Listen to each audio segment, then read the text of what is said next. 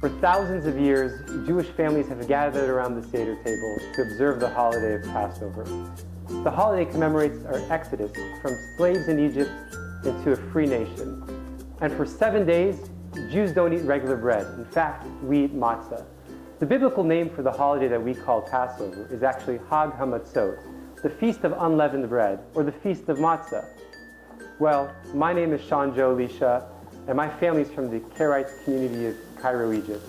And today, for the first time, I'm going to reveal Moses' personal matzah recipe. Hi, I'm Zachary. And I'm Josh. And we're here to keep Sean from humiliating himself. Humiliating myself? Hi, I'm Zachary. And I'm Josh. And we're here to stop Sean from humiliating. You have one line. We're here to keep Sean from saying ridiculous things. Like, say it with conviction, okay? Humiliating. And we're here to stop Sean from humiliating himself. That's right. We don't really have Moses' secret matzah recipe, but us Karaites might have the next best thing. Just say whatever you're going to say with conviction. Okay. You see, the Torah tells us that when the Israelites were in the desert, God provided food for them in the form of manna. And the Torah also tells us that the manna, after cooked, tasted like coriander. Well, the Karaite Jewish matzah recipe also has coriander in it, and I'm told that one of the reasons is to recall the flavor of the manna. In fact, when I was in high school, I gave our family matzah recipe to one of my best friends, and he said that the matzah was so good that it tasted like we took a rotisserie, put a lamb on it, cooked the lamb on the rotisserie, and let the fat from the lamb drip down into the matzah. Sean, you're scaring away the vegetarians. Sean. Okay. Sean? Sean. Sean! You're humiliating the vegetarians. The fact is that This matzah This matzah tastes great, and you can cook it at home with your families or friends. Yep, our families make it every year, and we're going to show you how to make it. Let's start by telling you what you need for the matzah. You'll need 4 cups of flour, not self-rising or containing rising agent, 2 heaping tablespoons of crushed coriander seeds, 1 level teaspoon salt, 3/4 cup sunflower oil, and last but not least, 3/4 cup of water, and add more as needed. And you don't need any special utensils. All you need is a coffee grinder or a mixing bowl. Using fresh ingredients brings out the flavors in dishes. So this recipe calls for freshly ground coriander. The secret here is that we want brown coriander. Where'd the brown come from? The secret here is that we want the coriander to have a crushed consistency. We do not want the coriander to be powdery.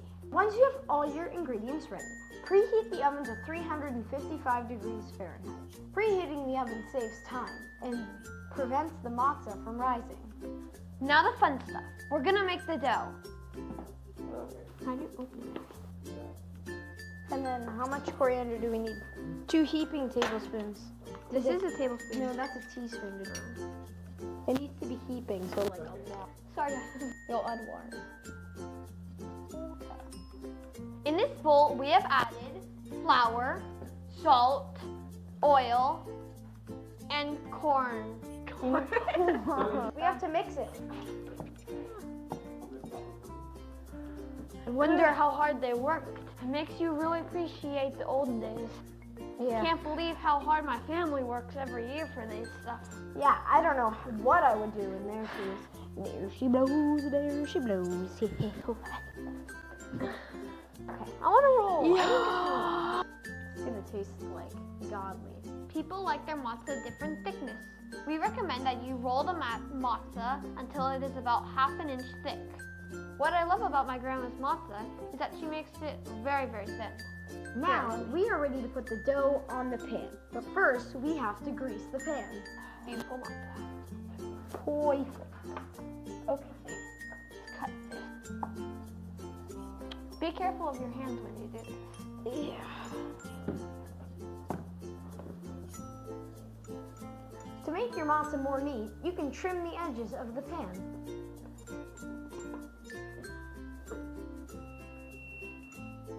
Oh, the oven's done preheating. Great. Now we're gonna cut the matzah into rectangles or squares. My grandma uses a special cutter to make the edges of the matzah cool and rigid. But today, all we have is a pizza cutter. Wait, we need this one.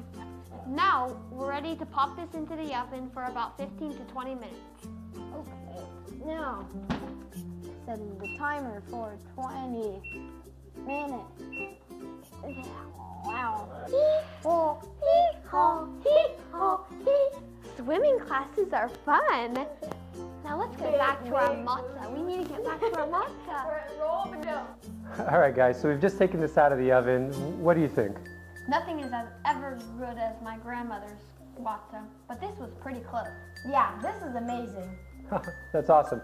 Thank you for watching, everybody. I just want to remind you that involving your family in preparing for the Passover holiday is a great way for them to appreciate the holiday and everything that mothers, fathers, grandmothers, grandfathers have done to keep our traditions going.